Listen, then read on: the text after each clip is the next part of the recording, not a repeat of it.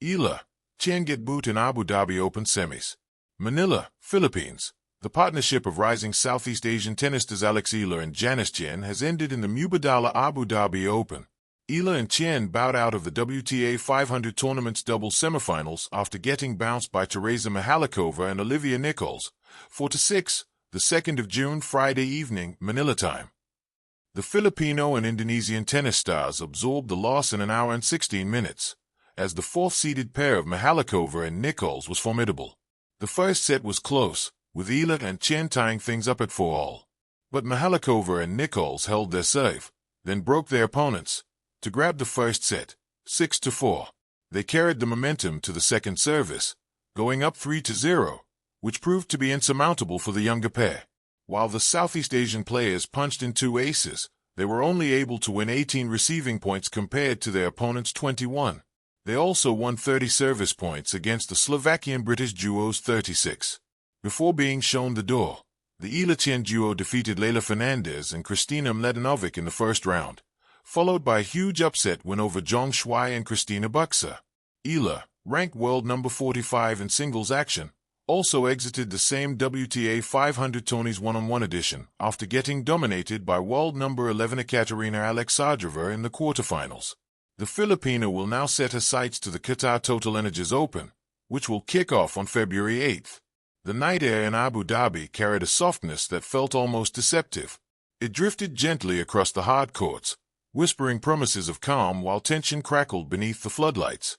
Alexandra Eala stood at the baseline, bouncing the ball with a steady rhythm, her face composed but her thoughts anything but still.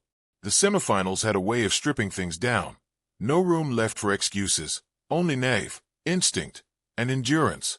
Across the net stood Tjen, calm and economical, a player who wasted nothing, not steps, not swings, not opportunities. Where Eala played with heart and daring, Tjen played with patience, as if time itself leaned in her favor. From the first rally, it was clear this would not be a match decided quickly or kindly.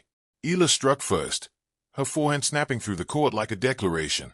The ball skidded low, forcing a stretched retain, and the crowd responded with a murmur of approval. She moved lightly, her footwork sharp, years of discipline evident in every split step. For a moment, it felt as though momentum might tilt her way, as though belief alone could bend the night to her will. But semifinals do not reward belief alone. Tjen absorbed the pace, redirecting shots with quiet precision. Long rallies unfolded, 20 shots, then 30, each one a test of patience rather than power. Eala chased everything, her shoes squeaking, her breath growing heavier, her determination visible in the set of her jaw. She refused to yield an inch easily, even as points slipped away on the margins. A forehand that sailed long by centimeters, a backhand clipped by the net tape and falling back cruelly onto her side. The first set ebbed away like water through open fingers. Between games, Eala looked up into the stands, not searching for answers but grounding herself. She had been here before. Not this court, not this opponent, but this feeling. The sense of standing on the edge of something big, knowing that growth often arrives disguised as disappointment. She came out swinging in the second set, injecting risk into every rally. Drop shots, sudden changes of pace, angles carved with intent. Eala tried to break the rhythm Tjen had so carefully constructed. The crowd leaned forward now, drawn in by the contrast of styles. Fire against ice, urgency against control. For a few games, it worked. Eala broke serve with a blistering return that kissed the sideline.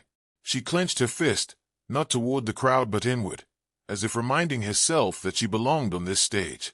The scoreboard shifted, and with it, hope flickered anew. Yet Tjen did not panic. She slowed the match, took extra time on the towel, reset. When play resumed, the rallies lengthened again, and the errors crept back into Eala's game, small lapses magnified by the moment. A double fault, a rushed approach shot. Each one felt heavier than the last. The decisive games arrived quietly. There was no dramatic collapse, no single point that sealed fate.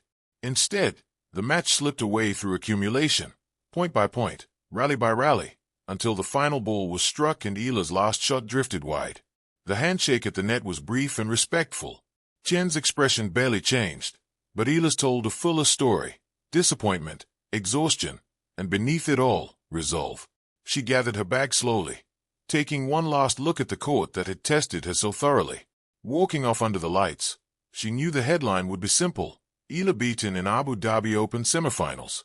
But the truth was more layered. Loss in tennis is never just loss. It is feedback. It is fuel. It is a quiet teacher that speaks hardest lessons to those willing to listen. Abu Dhabi would remember the winner. But for Eala, this night would linger longer, not as a failure, but as a marker on the road forward. A reminder that she had stood among the final four, traded blows under the brightest lights, and left knowing she was closer than ever.